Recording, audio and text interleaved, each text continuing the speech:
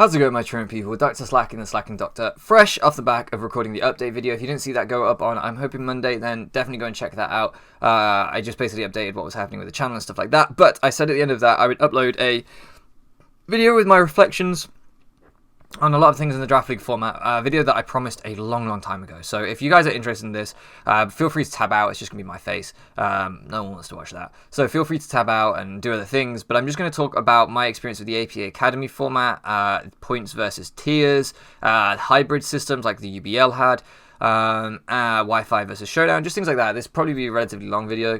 So yeah, I'm going to kind of ramble on about a lot of things and offer my thoughts to those of you that are interested. So first things first, let's talk about the APA Academy format. Shout out to Irish Emerald, OP Jellison, Mid Poker Master, Mid Cheat Master, and the Core Enforcers channel. The Core Enforcers channel is a Pokemon channel run by those three that I just named, who basically have a podcast that Irish Emerald and OP Jellison record together where they kind of talk about a lot of things. And I thought it was really interesting. In the last podcast that they uploaded, they had a discussion of what they thought was their least favorite Draft League format, purely as like viewers as well. And Irish said he felt that the APA format was his least favorite with the 3 drafts during the season. Now, I want to talk about it because I actually participated in it as a coach, and it was something that during the season I promised I would talk about, and I never got the chance to. So let me start by saying that so I don't know if I made this clear.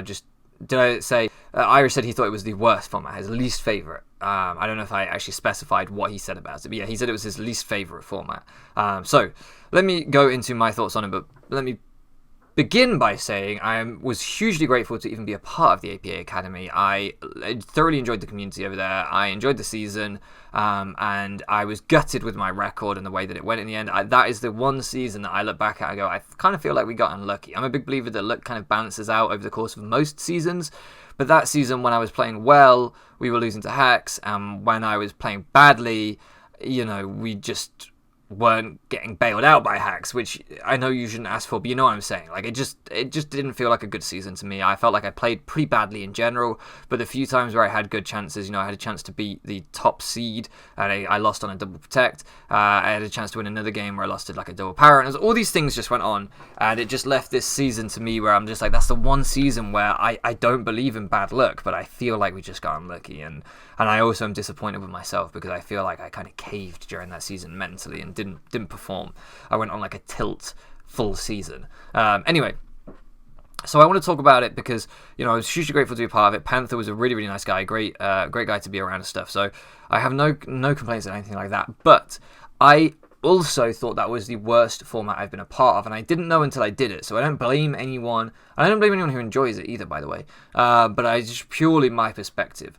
I thought it was going to be fun. I really thought it was going to be fun. I was kind of open to the idea of having 3 drafts. If you guys didn't follow that, the APA format at that time was to have 3 different drafts during the season, and you basically keep a draft for like 4 weeks or 3 weeks, whatever it was. And then for playoffs, you compile a greatest hits draft, if you like, from the drafts that you had during the season. I found it to be hellish.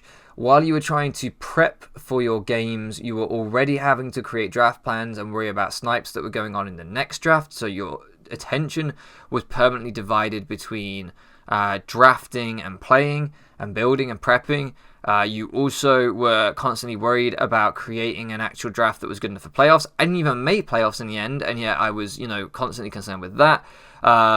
And more than anything, for me personally as a player, I tend to take a few weeks to get used to my team, and I tend to make trades during the season. I tend to figure out, maybe this isn't working with my draft, maybe that isn't working with my draft. So the first draft we had, I thought was awesome, and like I said, I felt that we went 2-2 with that draft, and I felt with a bit of better luck, if we'd won a 50-50 and we hadn't lost some really bad RNG in the other game, we'd have gone 4-0.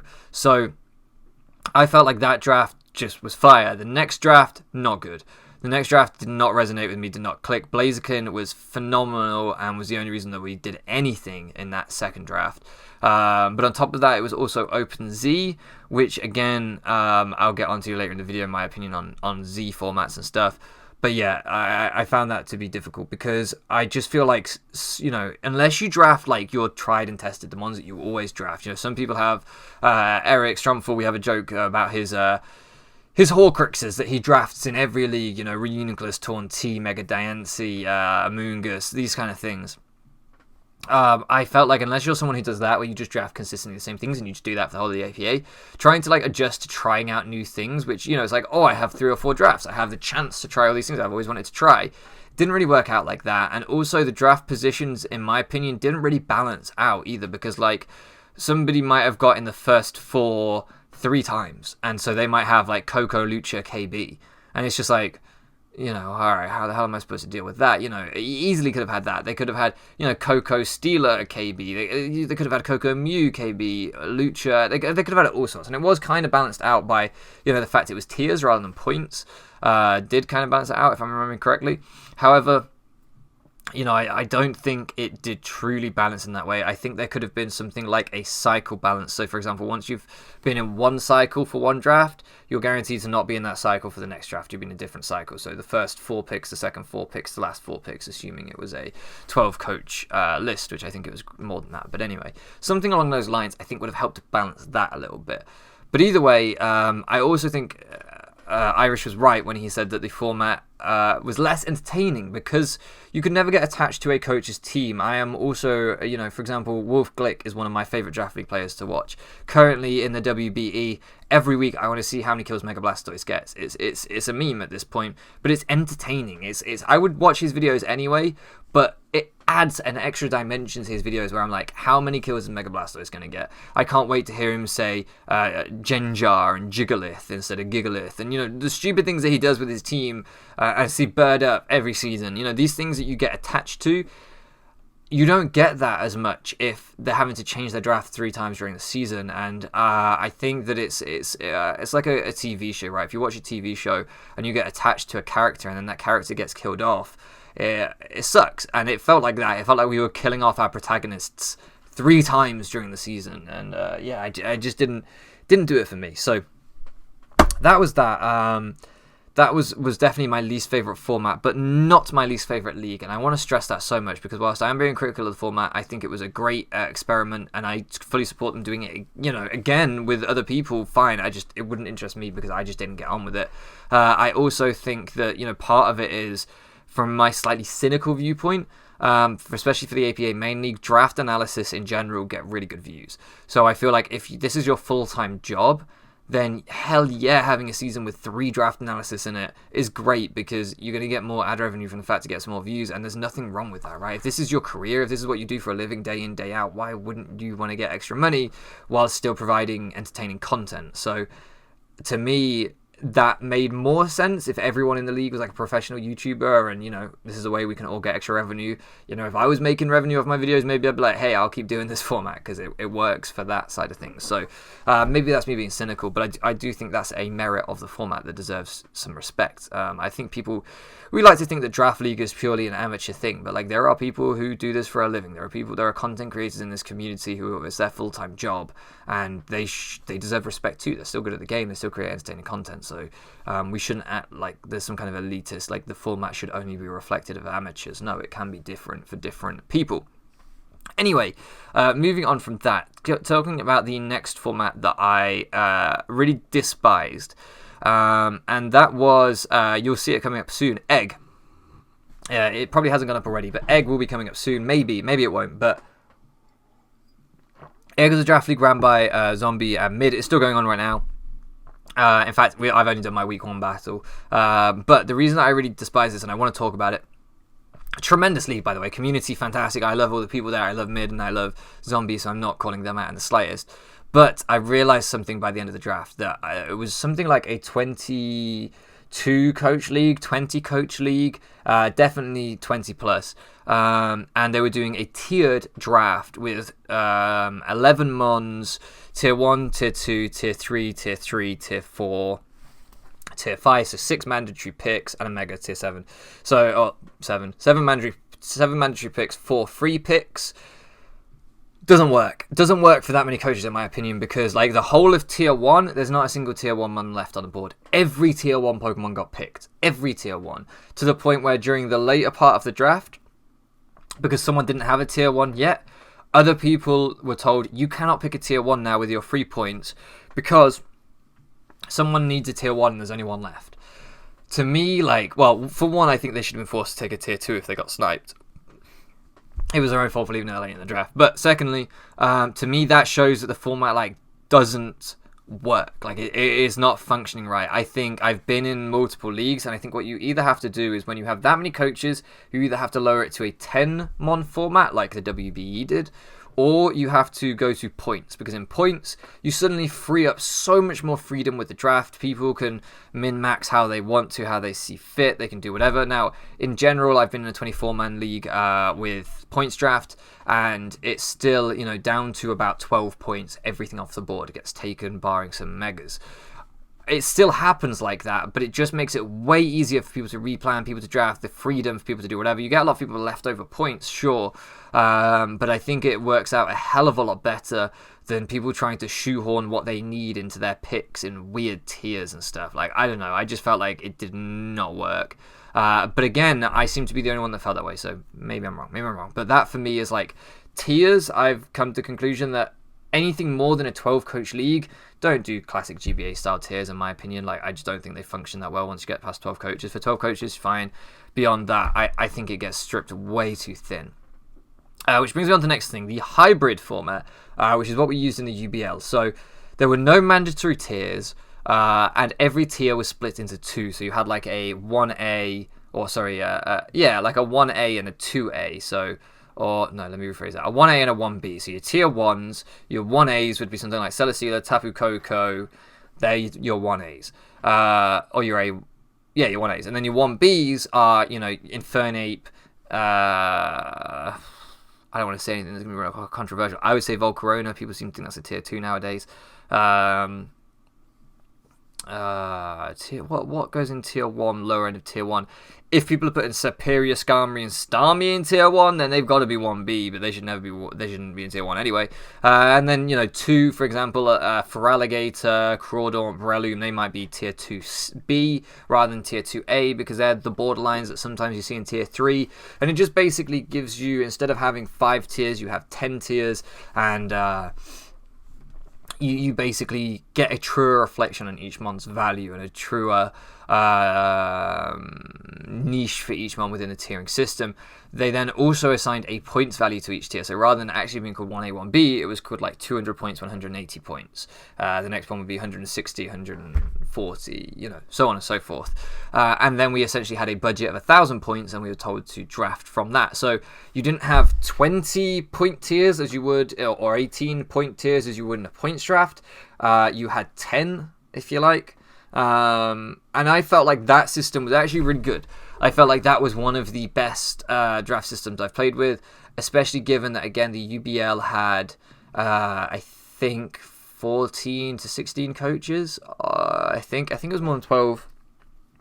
So, yeah, greater than what I would usually consider workable for a points-based, for a tiers-based system. And that worked really well. So I was a fan of that format quite a lot, actually.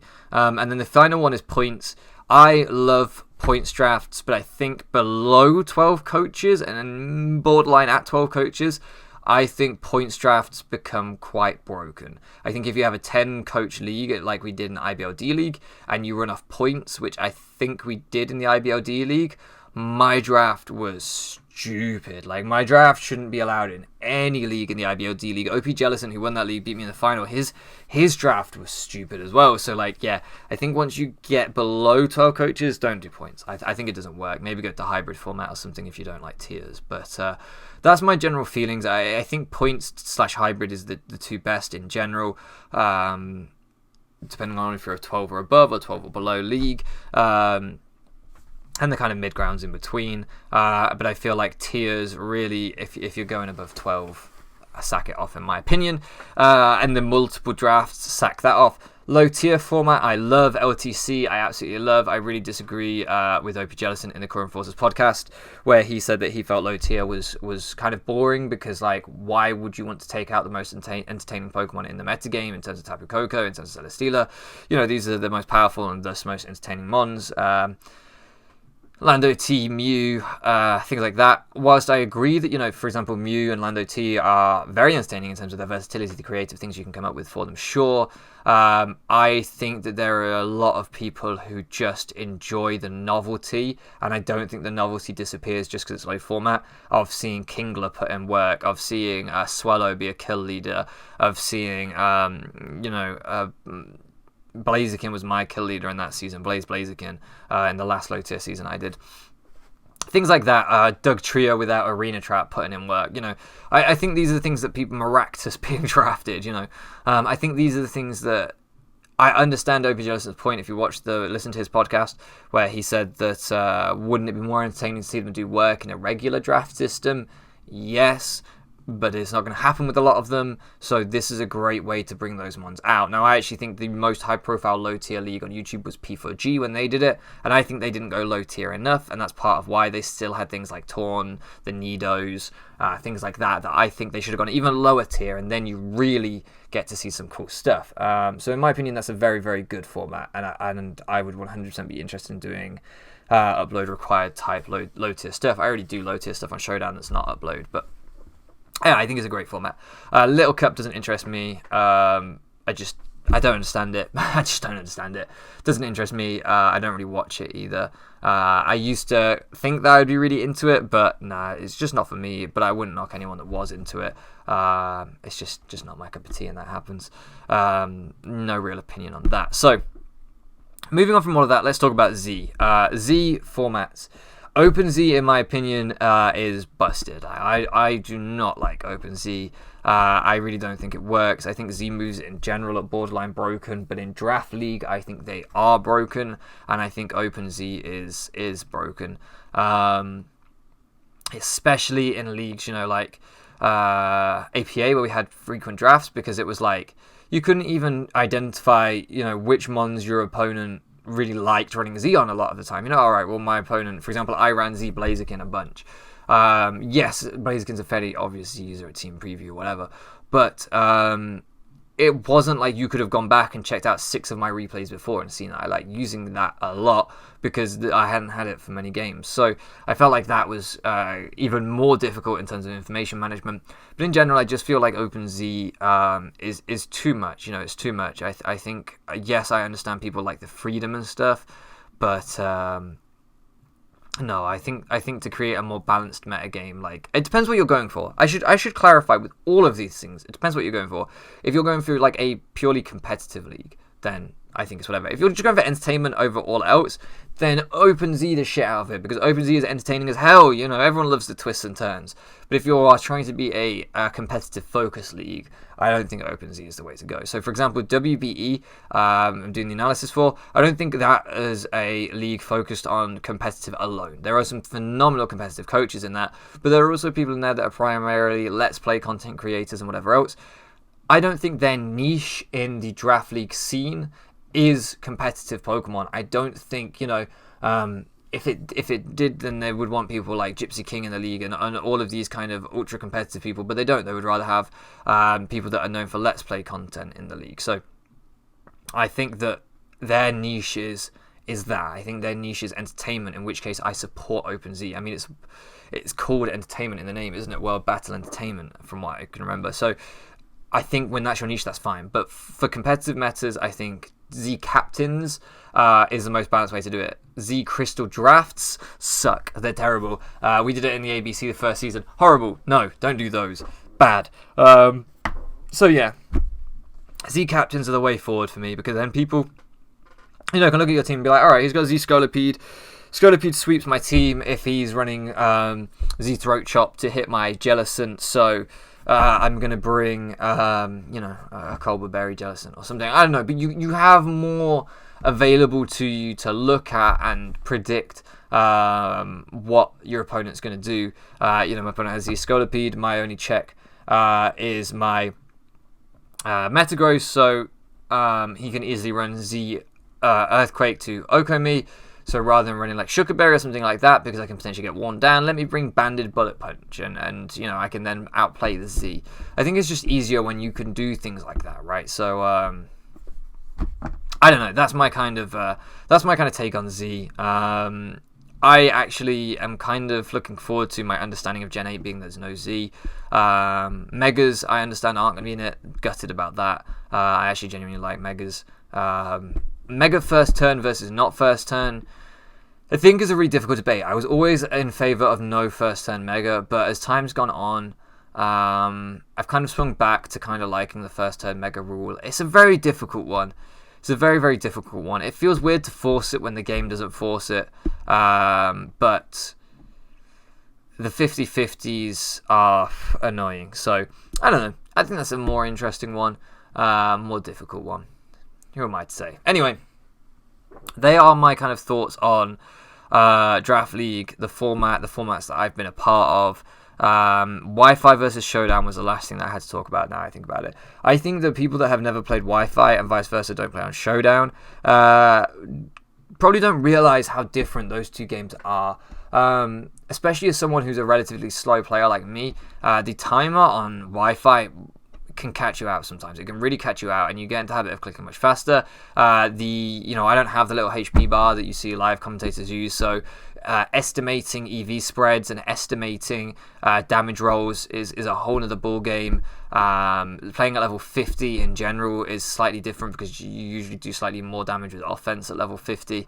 I just think it's fascinating. I think it's a really, really interesting, just these tiny little things. It's like they call it like the butterfly effect or whatever, where if you change like one tiny thing, it would like spiral and affect a bunch of others. That's really how I feel about Wi-Fi Draft League compared to Showdown. I feel like it's micro changes, a slightly different timer, a slightly different level, a slightly different, whatever, but it changes the game massively. Slightly different, not being able to see all of your opponent's mons on the screen at all times. I think it changes the way people play. I really feel like it does. I feel like people play slightly different on Wi-Fi, and it's impossible to explain. But in general, I much prefer playing on Wi-Fi nowadays.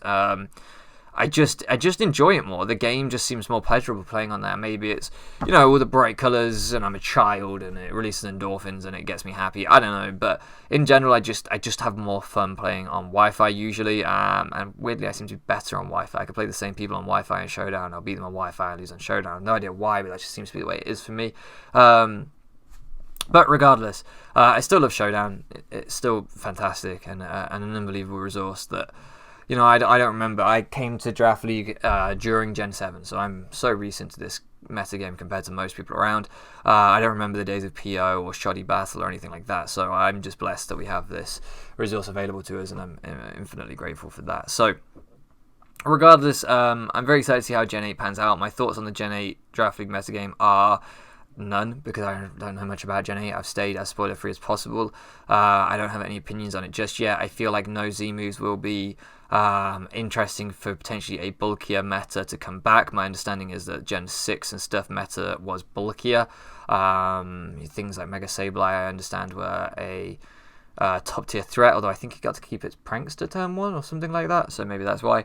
But yeah, in general, I think we could see like a bulky meta come back in Gen 8. I'm down for it. I'm interested to see how it goes. No Megas is going to be huge. I'm really, really intrigued to see how the GBA style tier system adjusts to no Mega. Obviously, we've worked off a basis of so many free points for picking different tiered Megas. Whether we just now go to hard tiers, or whether it all becomes more points-based / hybrid-based. I don't know. It's going to be very interesting to see. So, there are all my thoughts. Feel free to disagree or agree down below. I don't think there was anything else I had to say. I'll probably remember something that I was supposed to say after this and be like, damn, I should have said that. But regardless, these two updates that I've done, the update on Monday and then the update today, where I'm just kind of rambling on. I'm sure most of you didn't care, but I just had a lot that I wanted to say and get off my chest about a lot of different things, and this was an opportunity for me to talk about it. Obviously, with me not doing Let's Play content at the minute, Draft League content doesn't leave you a lot of wiggle room to just give your opinions on things and rant and rave about things. So that's why I really respect the Core Enforcers podcast. Shout them out again, because I think they've given themselves that space to kind of talk about it and that time to talk about these things. And that's why I love the podcast. I find it so fascinating, because you don't get to hear their opinions in OP Justin's Showdown Lives. He doesn't have time to talk to you about what he thinks of the recent Smogon meta shifts, but he can do in a podcast. So yeah, that's why I felt like I wanted to get this out there. Regardless, I'm going to shut up now because I have a tendency to ramble on. Thank you so much for liking around me, guys, and I'll catch you again next time.